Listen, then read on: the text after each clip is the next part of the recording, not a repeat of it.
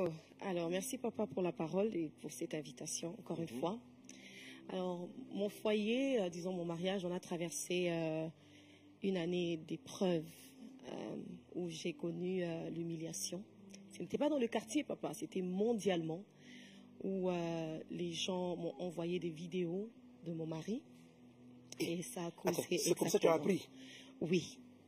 Et les gens ne savent pas, mais on a ouvert cette vidéo ensemble, on était ensemble. Donc, sa petite sœur a appelé, sa petite sœur est en train de crier au téléphone. On voit une vidéo qui circule sur les réseaux sociaux, c'est toi. Alors, à ce moment-là, moi et lui, on ne savait pas de quoi il s'agissait. Alors, il dit à sa petite sœur, on voit la vidéo, c'est quelle vidéo? Alors, il ouvre, il me dit, babe, viens voir, et on ouvre, c'était sa vidéo. Mais quand il a dit, viens voir? Il ne savait pas de quoi il s'agissait. Donc, j'étais enceinte de 6 mois. Et on était au Congo pour le travail. Oh là là. Alors, on a vu que les réseaux sociaux, c'était très chaud. Les blogueurs ont commencé à débattre. Ils ne savaient pas de quoi il s'agissait. Parce que, papa, il y a des gens qui prennent ton histoire, ils font comme s'ils connaissent ton histoire plus que toi. Donc, ils ont commencé l'humiliation après humiliation. Moi qui étais enceinte, ils m'ont plongé même dans les problèmes comme si c'était moi qui avais fait cet acte. Mais... ce qui est vraiment prophétique, le Seigneur m'avait préparé pour ça. Le Seigneur m'avait préparé pour ça. Un jour, j'ai appelé mon mari, il était au Congo, j'étais aux États-Unis. Je lui ai dit, le Seigneur m'a montré qu'il y a une femme qui veut te piéger. Et comme j'avais dit tout à l'heure, papa, Dieu parle. Dieu parle. Souvent, on ne comprend juste pas. Alors, on était entrés en prière. Moi, dans un rêve, j'ai vu une femme qui était venue chez moi à la maison. Donc, quand tu lui as dit que le Seigneur m'a montré... qu'une femme t'a piégé, oui. Ou bien qu'une femme t'a piégé ou t'a piégé. Ok. C'était, voilà, c'était juste, c'était comme une vision. Et j'ai senti vraiment une présence démoniaque dans ma maison. Et j'étais enceinte, mais j'étais entrée en jeûne. J'ai prié, j'ai vu une femme venir, elle a signalé à gauche, à droite, elle a sorti, je ne sais pas quel esprit en elle qui est entré dans ma maison. Alors j'ai demandé à mon mari si on pouvait entrer en prière. On est entré en prière, on a commencé à prier. Là, il était au Congo, toi, tu étais Il était au Congo. Donc vous avez prié Oui, en distance, okay. Voilà. Alors je pars en Afrique du Sud déposer les enfants chez ma mère pour que je le rejoigne au Congo. C'est le jour que la vidéo a été envoyée. Alors, long story short, on a traversé des moments très difficiles. Papa, ce qui est vrai, moi, Déborah Lucalo, comme je me connais, je n'allais jamais pardonner. Jamais. Mais la manière dont le Seigneur m'a calmé dans la tempête, qui est d'ailleurs, mon album s'intitule Trust in the Storm, qui veut dire le calme dans la tempête. Donc, faire confiance en Dieu dans la tempête. Une chose que je sais, Dieu ne nous entraîne pas. Les soldats ne sont pas entraînés pour la paix. Ils sont entraînés pour la guerre. Donc, moi, je savais déjà que j'étais en guerre et que je devrais me calmer, écouter mon mari, parce qu'il disait toujours qu'il devrait voir notre parrain. Il devrait voir notre parrain. Et il disait ça avant l'histoire? Avant cette histoire. Oui. Alors, il avait peur de me dire, et bon, long story short, comme je veux dire, papa, c'était très long. Ça a impliqué la famille. Donc, du coup, pour moi, j'ai voulu les divorces. Mais je regardais, papa, je me suis dit, j'ai vraiment écrit les bienfaits, les qualités de mon mari. Et j'ai écrit ses défauts. J'ai vu que ses qualités dépassaient les défauts. J'ai décidé de rentrer. Mais il y a un message que Dieu m'avait donné. J'avais enlevé ma bague, papa, j'ai pris mes habits, j'étais très fâchée. Les gens me voient sur les réseaux sociaux, ils croient que je n'avais rien fait. Mais it was the whole process. Je devrais me poser tant de questions si je devrais rester dans le foyer ou pas. Et c'était douloureux parce que j'étais enceinte un moment. Donc pendant 3 jours, mon bébé ne bougeait pas. It was hell in my marriage. C'était l'enfer dans son mariage. Voilà. Alors, mon mari m'a demandé pardon. Et papa, ce qui est bon dans ça, mon mari et moi, on a toujours cru dans le ministère de mariage. Donc, on tenait des conférences sur Instagram où on parlait sur le mariage.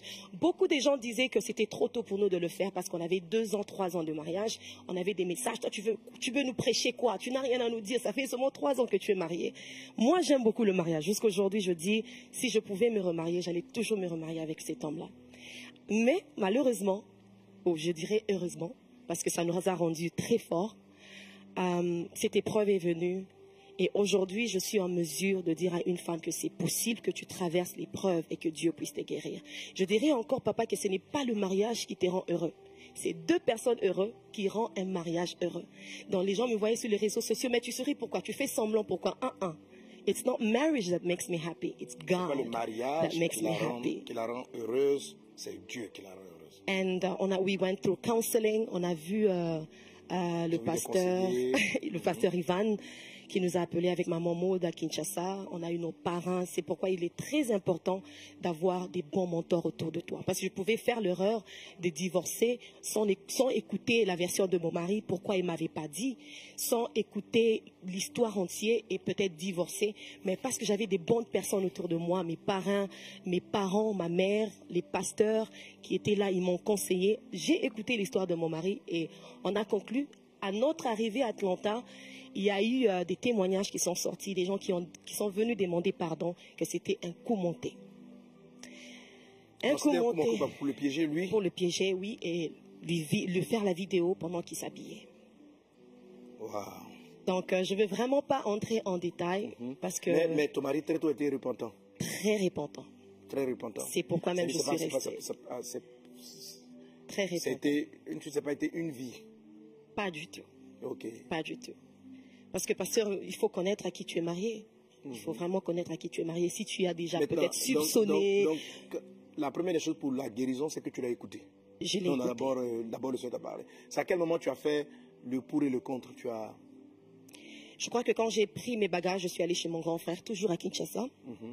Je me suis dit, peut-être ici, il y a beaucoup de voix, parce que, pasteur, mon téléphone avait explosé des appels. Tu as celui-ci qui te dit, il faut divorcer, il faut laisser, toi, tu es quelqu'un de public. Et de ce côté, on te dit, il faut pardonner, tu parles toujours sur le pardon, il faut pardonner. Donc, j'ai voulu moi-même entendre Dieu. C'est pourquoi j'ai pris mes bagages. Ça avait fait du mal qu'on était dans un même pays, mais on n'habitait pas dans une même maison. Je devrais moi-même écouter Dieu. Et j'ai entendu Dieu me dire, don't miss the price of your pain. Don't miss the price of your pain. Ne manque pas le prix de ta douleur. De ta douleur. Voilà. C'est pour dit quoi littéralement. Ne manque pas le prix de ta douleur. Voilà. Don't miss it. Donc, Dieu a un plan. Alors, c'est pourquoi j'ai écrit le livre qui s'appelle Your Pain Has a Purpose. God is not a waster. Dieu utilise... Elle a écrit le livre qui dit ta peine, ta douleur a un objectif, a un but. Un but. And s'il vous plaît, if you don't have the book, grab it parce que ça va tellement vous bénir. Voici le livre à l'écran. Voilà. It's going to bless you tremendously. Le livre va te bénir, voilà. So, Pastor, for me, it was something that humiliated me. Ça m'a humilié. Pour elle, c'était très humiliant. It was painful, but through it, God gave me a message. Mais au travers de cela, Dieu lui a donné un message. Et c'est pourquoi je veux dire à quelqu'un que toute épreuve que tu traverses, Dieu a un plan. God always has a plan with it. And today, papa, moi j'aimais beaucoup le mariage. J'ai parlé toujours sur le mariage. Dieu a dit, tu veux que je t'utilise dans le domaine de foyer? Ok, je te donne cette épreuve. Ah là là, encore on dit Yako. Très beau témoignage, amen. Et tu vois, Déborah, à l'intérieur de ton témoignage, on a le process du Saint-Esprit. Comment est-ce qu'on est guéri? Amen. Alors, ce que je vais partager avec toi, donc, sur la base de la parole de Dieu, c'est comment est-ce que tu te sors d'une situation pareille. Amen. Je vais traiter quelques points, je ne pourrais pas tous les dire. Comment Dieu te sort de la situation pareille. Et ici, vous avez vraiment opéré le travail du Saint-Esprit. Amen. Ce qu'elle a vécu, c'est le travail du Saint-Esprit. Amen.